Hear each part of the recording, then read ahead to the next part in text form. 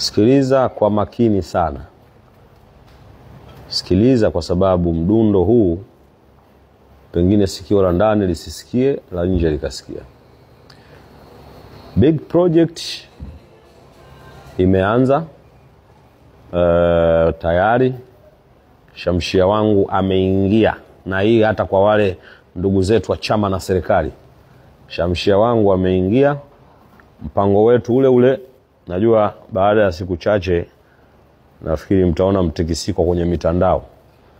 Ile project ya Takeo na Dark Music itasainiwa siku ya Ijumaa. Itasainiwa siku ya Ijumaa wiki hii kwa makubaliano na mabulungutu yanawekwa mezani. Mdosi wa Takeo Music anaweka bulungutu mezani, mdosi wa Dark Music bulungutu mezani.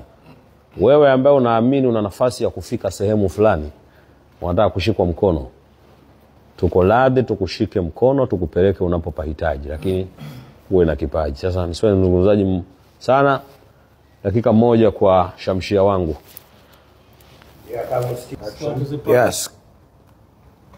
Kama mlivyosikia kutoka kwa Grandmaster, tumetoka mbali kutengeneza mpango huu, na mpango lazima uendelee. So tunachotaka ni kwamba siku ya Ijumaa, this coming Friday, tuko na tukio kubwa sana la signing ambalo litafanyika kwa wazi, and all journalists around the globe zote in and out wanatakiwa tuwaombe kwa upendo wenu muje muhudhurie, muone tukio halisi ambalo si la kujificha ficha na sio lile la kuandaana.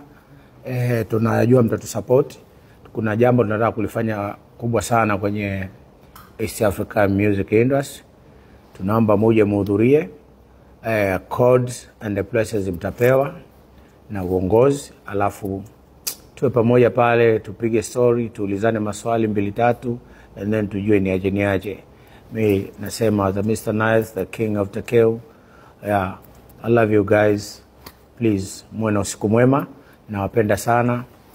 2025 iwe ni mwaka wa mabadiliko, mwaka wa ushindi. Na wale wote wanaenda kwenye uchaguzi ndani ya nchi yangu Tanzania, natakia kila laheri. Especially mama yangu Samia Suluhu. Niko nyuma yako mama. Kura yangu wewe hesabu kwanza kabla ya wengine wote.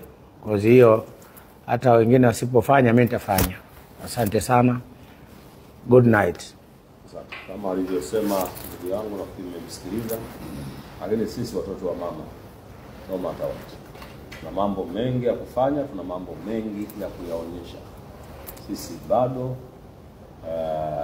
tuna nguvu, tuna mambo ya kuweza kufanya. Tuko pamoja, nasema tuisikilize hii project inayokuja, tuwe pamoja, tuwashike mkono, twende kwenye mafanikio.